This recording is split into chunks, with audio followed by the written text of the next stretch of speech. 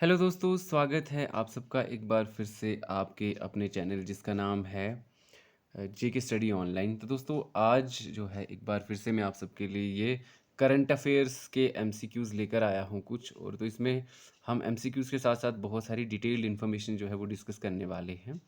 इससे पहले कि हम लोग इस वीडियो को शुरू करें, मैं आपको बताना चाहूँगा कि अगर आप चैनल पे नए हैं तो आप चैनल को सब्सक्राइब कीजिए, लाइक कीजिए, कमेंट कीजिए, शेयर कीजिए और सब्सक्राइब करने के साथ-साथ जो है बेल आइकन भी ज़रूर दबाएँ। जी हाँ दोस्तों, तो चलिए शुरू करते हैं बिना किसी देरी के हमारा आज का जो वीडियो है उसे। तो हमारा जो क्वेश्चन नंबर 1 है, ये आपकी स्क्रीन पर ये रहा। What is the theme of international yoga day of 2022? एकदम से हमारा रिसेंट ही है ये, क्योंकि 21 जून को जो है हर साल पूरी दुनिया में इंटरनेशनल योगा डे जो है वो सेलिब्रेट करा जाता है। जी हाँ दोस्तों, तो इस साल जो इसको सेलिब्रेट करा गया तो इसका थीम क्या था? जी हाँ दोस्तों, ये हमारे पास यहाँ पे ऑप्शंस बताए गए हैं। तो ऑप्शंस में क्या क्या है? Yoga is for physical health, जी हाँ दोस्तों। देन योगा जो है it is for mental peace, yoga is for humanity, या फिर ऑल ऑफ द अबाव। क्या ये सारी थीम्स हैं? तो आपको गेस करके बताना है कि इसकी जो थीम है वो कौन सी है। जी हाँ दोस्तों, तो दोस्तों मैं आपको बताना चाहूँगा कि जो ये योगा डे मनाया जाता है, इसका पर्पस यही होता है कि लोगों में जो है अवेयरनेस जगाई जाए योगा को लेकर। और इससे जो है हम अपनी लाइफ को बढ़िया बना सकते हैं और आप इसका काफ़ी बेनिफिट उठा सकते हैं। ये हमें हील करती है इंटरनली एक्सटर्नली। तो ये इसका जो है हमें काफ़ी सारा इसका बेनिफिट मिलता है। और मैं आपको बताना चाहूँगा कि इंडिया में जो इंटरनेशनल योगा डे जो मनाया जाता है, तो ये मनाया जाता है किसके थ्रू? हमारी जो मिनिस्ट्री ऑफ आयुष जो है, इसको हम कहते हैं मिनिस्ट्री ऑफ आयुष, तो स्पेशली उनके थ्रू।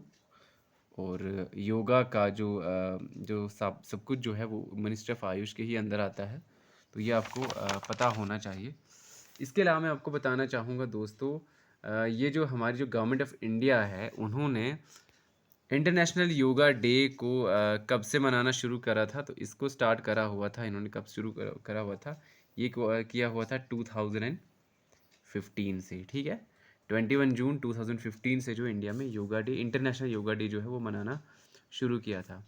एक और ख़ास बात जो हम लोग देखते हैं इस साल क्या हुई है कि 2022 में हमारे जो पीएम मोदी हैं, उन्होंने मैसूर को क्या क्या उन्होंने जो मैसूर है, ये हमारा जो मैसूर है, इसको इन्होंने बोल रखा है हब ऑफ योगा।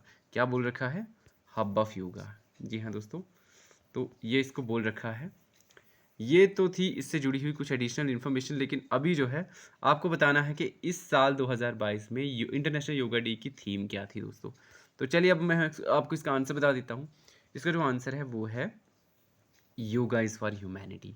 हाँ जी दोस्तों, तो याद रखिए आपके आने वाले एग्जाम में ये सवाल ज़रूर पूछा जाएगा। चलिए देन बढ़ते हैं आगे, बढ़ते हैं सवाल नंबर 2 की तरफ। और सवाल नंबर 2 में क्या कहा गया है? ADP program was launched in which year? हाँ जी दोस्तों, आपको बताना है कि एडीपी प्रोग्राम जो है वो कब लॉन्च करा गया था।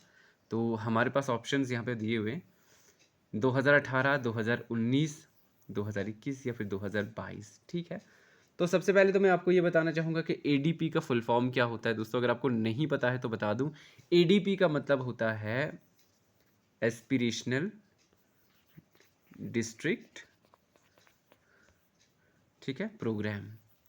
तो एस्पिरेशनल डिस्ट्रिक्ट प्रोग्राम जो है, ये जो है हमारा है। इसमें देखो, इसमें मेन क्या बताया जाता है? इसमें ये बताया जाता है कि कोई भी डिस्ट्रिक्ट जो है जो अच्छा परफॉर्म नहीं कर रही है अलग अलग फील्ड में, स्पेशली हमारे जो सस्टेनेबल डेवलपमेंट गोल्स जो है उनके हिसाब से, अगर कोई डिस्ट्रिक्ट अच्छा काम नहीं कर रही है तो क्या किया जाएगा? एस्पिरेशनल डेवलपमेंट प्रोग्राम के थ्रू जो है हम उस डिस्ट्रिक्ट में भी जो है डेवलपमेंट के काम जो है वो चलाएंगे। यानी जो है वहाँ पे सरकार जो है उन पे ज़्यादा तवज्जो देगी और उनमें बेटर करने की कोशिश करेगी।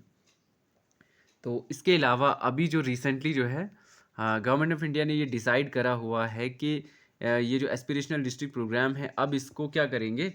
अब इसको लेके जाएंगे ब्लॉक लेवल्स पर भी, ठीक है, ब्लॉक लेवल्स पर भी और साथ में सिटी लेवल्स पर भी।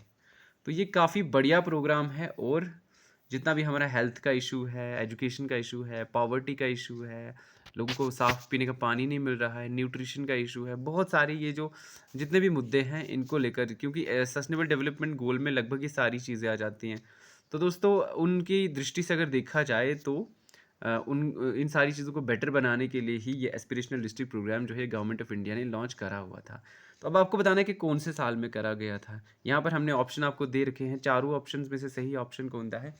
तो सही जो ऑप्शन है वो है 2018। हाँ जी दोस्तों, तो ये बहुत बढ़िया हो गया। अब चलिए हम बढ़ते हैं अपने सवाल नंबर 3 की ओर। तो सवाल नंबर 3 हमारा क्या कहता है? सवाल नंबर 3 हमारा कहता है कि India will work with Nepal on it's power project, ठीक है? तो देखिए दोस्तों, ये कौन-सा पावर प्रोजेक्ट है जिसके साथ जो है इंडिया नेपाल के साथ मिलकर जो है काम करने वाला है। तो ये जो है नेपाल का ही पावर प्रोजेक्ट है, हाइड्रो इलेक्ट्रिसिटी पावर प्रोजेक्ट है ये। तो ये कौन-सा है? यहाँ पर हमारे पास ऑप्शन दिए हुए, एक तो सेतु प्रोजेक्ट है, एक गोड़ा प्रोजेक्ट है, एक ब्रिज प्रोजेक्ट है और एक दिंगुली प्रोजेक्ट है। तो इनमें से ये कौन-सा जो है इसका सही जो है नाम होने वाला है यहाँ पे, ये आपको बताना है। तो सबसे बड़ी मैं आपको बात बताना चाहूँगा कि अगर आपको इसका पता नहीं है तो बता दूँ मैं आपको, ये है हमारा आंसर इसका सही होने वाला, सेतु प्रोजेक्ट। तो दोस्तों सेतु प्रोजेक्ट के बारे में मैं आपको बता दूँ, पिछले 6 साल से जो है चाइना नेपाल के साथ मिलके जो है, चाइना जो है वो नेपाल के साथ मिलकर इस प्रोजेक्ट पे काम कर रहा था। लेकिन दिक्कत ये हो गई कि अभी जो है चाइना ने विथड्रॉ कर लिया और इंडिया ने ये डिसाइड करा कि भैया अब ये जो है, क्योंकि यहाँ अगर ये इसको बढ़िया से बना लेते हैं तो देन सेतु प्रोजेक्ट के थ्रू जो है ये इलेक्ट्रिसिटी हम नेपाल से लेकर आ सकते हैं और इससे जो है बायलैटरल रिलेशंस जो हैं वो बढ़िया होने की पूरी पूरी संभावना रहेगी, क्योंकि चाइना जो है वहाँ से छोड़ के गया तो हम इस अपॉर्चुनिटी को कभी छोड़ नहीं सकते हैं, ठीक है? तो ये है हमारा सेतु प्रोजेक्ट जो कि आपको याद रखने वाला है। तो इसके अलावा हम देखते हैं कि नेपाल के साथ जो हमारे रिलेशन है वो काफ़ी हिसाब से बढ़िया हो सकते हैं, क्योंकि हमारी लैंग्वेजेस जो हैं वो काफ़ी सिमिलर हैं। देन हमारा कल्चर है, हमारे रिलीजन हैं, ठीक है? और तो और गवर्नमेंट ऑफ इंडिया ने जो है कई सारी गवर्नमेंट जॉब्स में भी जो होती है मतलब इनके लिए ऐसा छूट दे रखा है कि नेपाल के जो सिटीजन्स हैं वो इंडिया में आके अप्लाई कर सकते हैं, ठीक है? तो ये एक बहुत ही बढ़िया इन्फॉर्मेशन है जो अभी मैंने आपको दिया, तो इसको आप ज़रूर याद रखिएगा। तो इसके अलावा कई सारी ऐसी ऑर्गेनाइजेशन है, इंटरनेशनल ऑर्गेनाइजेशंस हैं जिनके मेंबर जो है ये दोनों हैं। तो चलिए ठीक है, अब हम बढ़ते हैं अपने अगले वाले सवाल की तरफ। अगला वाला सवाल क्या कौन सा हमारा होने वाला है, ये है क्वेश्चन नंबर 4। और क्वेश्चन नंबर 4 जो है वो क्या कहता है, वो कहता है कि name a country which is 105th member of international solar alliance. इसको मेंबर तो हम नहीं कहेंगे, एक्चुअली में ये सिग्नेटरी है, पर सिग्नेटरी होने के बाद तो मेंबरशिप टाइप ही कुछ हो जाता है। तो इंटरनेशनल सोलर अलायंस जो है उसका हमारा 105वां मेंबर कौन है, ये आपको बताना है इसमें। तो 105वां जो इसका मेंबर है, सिग्नेटरी है, वो इनमें से कौन हो सकता है दोस्तों? हमारे पास ये ऑप्शंस हैं, भूटान है, बांग्लादेश है, पाकिस्तान है या फिर नेपाल है। इनमें से सही जवाब इसका कौन सा होने वाला है, ये आपको बताना है। तो इसका सही जो जवाब है वो क्या है, वो मैं आपको बता दूं। इसका जो सही जवाब है वो है नेपाल। क्या है इसका सही जवाब? वो है नेपाल। चलिए, उसके बाद जो है मैं आपको बता देना चाहूँगा इसी के बारे में, इंटरनेशनल सोलर अलायंस के बारे में आपको बता दूं। आज के टाइम में अगर हम देखें तो इसके कुल मिलाकर 106 सिग्नेटरीज हैं, ठीक है? 106 सिग्नेटरीज हो चुके हैं और 105th जो था वो था नेपाल। तो अब सवाल ये खड़ा होता है कि 106th कौन सा नेशन होगा? तो वो जो नेशन है उसका नाम है, जी हाँ दोस्तों, आपको गेस करना है उसका नाम क्या है। अगर आप करंट अफेयर्स अपडेट रहते होंगे तो आपको ऑलरेडी पता होगा, उसका नाम जो है वो है किंगडम ऑफ नॉर्वे, ठीक है? किंगडम ऑफ नॉर्वे उसका नाम है और ये जो है ये है 106th signatory of international solar alliance, ठीक है? देन मैं आपको बताना चाहूँगा कि ये जो इंटरनेशनल सोलर अलायंस जो है इसके लगभग 86 जो हैं वो मेंबर्स हैं, ठीक है? और 106 जो हैं इसके जो हैं 86 इसके मेंबर्स हैं और इसके जो हैं 106 अभी इसके सिग्नेटरी माने जाते हैं, ठीक है? 106 जो हैं वो इसके सिग्नेटरी हैं। और दोस्तों मैं आपको बता दूं, इसको फाउंड करा गया था पेरिस में, ठीक है? पेरिस जो कि है कहाँ पे, फ्रांस में है, वहाँ पे इसको फाउंड करा गया था। और इसका जो हेड क्वार्टर है वो कहाँ पे है? हेड क्वार्टर मैं आपको बताना चाहूँगा, इसका जो हेड क्वार्टर है वो है गुरुग्राम में। तो गुरुग्राम कहाँ है? वो है अपने हरियाणा में, ठीक है? अब आपको बताना है कि इसके अभी डायरेक्टर जनरल कौन है। तो इसके जो डायरेक्टर जनरल हैं वो हैं अपने अजय माथुर साहब, ठीक है। तो अजय माथुर साहब जो हैं इसके डायरेक्टर जनरल अभी इस टाइम पर हैं, ठीक है। तो अभी ऐसा होने वाला है कि अब आपको बताना है कि ये जो है कब इंटरनेशनल सोलर अलायंस को जो है स्टार्ट करा गया था। तो अगर आपको आइडिया नहीं है तो बता दूं, इसको स्टार्ट करा गया था 30 नवंबर 2015 में। हाँ जी दोस्तों, ये एडिशनल इन्फॉर्मेशन है, लेकिन ये आपके आने वाले एग्जाम में ज़रूर पूछी जाने की संभावना है।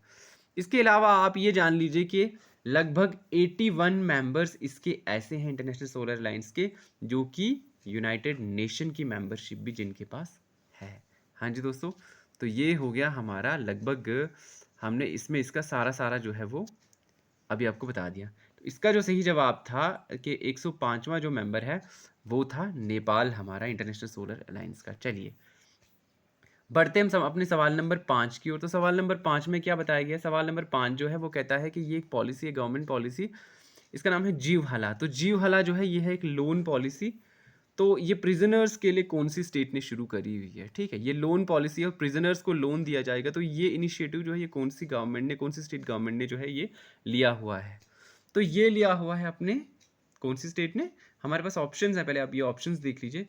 ए ऑप्शन कहता है महाराष्ट्र, बी ऑप्शन कहता है गुजरात, सी ऑप्शन कहता है केरल और डी ऑप्शन कहता है गोवा। तो इनमें से सही जवाब कौन सा होने वाला है ये आपको बताना है। तो चलिए मैं आपको बता देता हूँ, इसका जो सही जवाब है वो क्या है, वो है महाराष्ट्र। महाराष्ट्र ने ये इनिशिएटिव लिया है और कोऑपरेटिव बैंक के साथ जो है मिलकर जो है उन्होंने ये करा हुआ है। और ये जो है इस पॉलिसी के तहत हम लोग ये देखने वाले हैं कि लगभग जो है कितना, लगभग 50,000 के आसपास जो है वो इनिशियली आपको दिया जाएगा, क्या लोन दिया जाएगा, जो प्रिजनर्स होंगे और जिन्होंने लगभग 3 साल की जो इम्प्रिजनमेंट वाली जो टर्म जो अपना कर लिया है लगभग, उनको जो है ये दिया जाएगा। मतलब 3 साल की जो आपकी जेल की जो टर्म है उससे ऊपर ऊपर का आपका वहाँ टेन्योर होना चाहिए। उसके बाद ही जो है उसमें जो है 50,000 रुपये तक का लोन दिया जाएगा। एक्चुअली में इसका एम्बिशन ये है क्योंकि जेल काटने के बाद कई लोगों को क्या होता है कि उनको ना वो लाइक जॉब्स नहीं मिलती हैं, उनको सोशल सिक्योरिटी का काफ़ी खतरा आ जाता है। तो ऐसे में उनके लिए क्या किया जाता है, उनके लिए गवर्नमेंट जो है ये एक इनिशिएटिव, उनको एक फैसिलिटी प्रोवाइड करती है। तो ये बहुत ही अच्छा इनिशिएटिव है। तो इसका नाम है जीवहला, याद रखिएगा। और ये महाराष्ट्रन गवर्नमेंट ने जो है इसको शुरू करा हुआ है। चलिए ठीक है, इसके बाद हम बढ़ते हैं क्वेश्चन नंबर 6 की ओर। तो क्वेश्चन नंबर 6 क्या कहता है, वो ये कहता है कि who release accidental deaths and suicidal annual reports in India.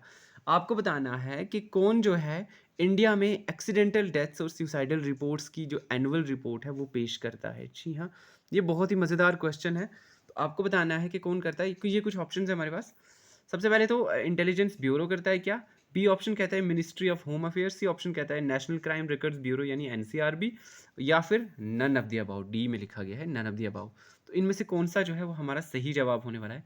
बता देना चाहूँगा आपको, इसका जो सही जवाब है दोस्तों वो होने वाला है अपना नेशनल क्राइम रिकॉर्ड ब्यूरो। हाँ जी, यानी एनसीआरबी जो है यही आपका इसका सही आंसर है। एनसीआरबी जो है ये 3 अलग अलग रिपोर्ट्स को जो है हमारे सामने है। और वो कौन कौन सी रिपोर्ट होती हैं? वो आपकी एक तो होती है आपकी ये जो अभी अभी हमने आपको बताई। दूसरी रिपोर्ट जो है इसमें देखी जाती है कौन सी? दूसरी रिपोर्ट इसमें देखी जाती है अपनी क्राइम इन इंडिया करके एक रिपोर्ट आती है। ये भी एक एनुअल रिपोर्ट होती है और इसको भी जो है यही लेकर आते हैं, एनसीआरबी लेकर आता है। तो ये काफ़ी इंपॉर्टेंट है, आप इसको भी याद रख सकते हो। इसके अलावा जो है एक प्रिजन स्टैटिस्टिक्स इन इंडिया, ठीक है, ये प्रिजन स्टैटिस्टिक्स इन इंडिया करके भी एक रिपोर्ट आती है, एनुअल रिपोर्ट होती है ये भी। और इसको भी कौन लेकर आता है? इसको भी एनसीआरबी ही लेकर आता है, ठीक है। तो एनसीआरबी जो है ये एक काफ़ी इम्पोर्टेंट एक हमारा एक दायरा है। और इसको जो है ये किसके अंडर आता है, ये कौन सी मिनिस्ट्री के अंदर आता है? अगर आपसे कोई पूछे तो आपने बताना है कि ये आता है MHA के अंडर, यानी मिनिस्ट्री ऑफ होम अफेयर्स। जी हाँ दोस्तों, इसका सही जवाब था एनसीआरबी। तो उम्मीद है आपने जो है ये अच्छे से नोट कर लिया होगा। बढ़ते हैं हम अपने सवाल नंबर 7 की तरफ, जो कहता है कि who is the present Panchayati Raj minister of India. ये तो बहुत ही इम्पोर्टेंट सवाल है, सॉरी एक बहुत ही आसान सा सवाल है, जिसका आपको सबको पता हो कि पंचायती राज मिनिस्टर अभी हमारे यहाँ पे करंटली कौन है, ठीक है?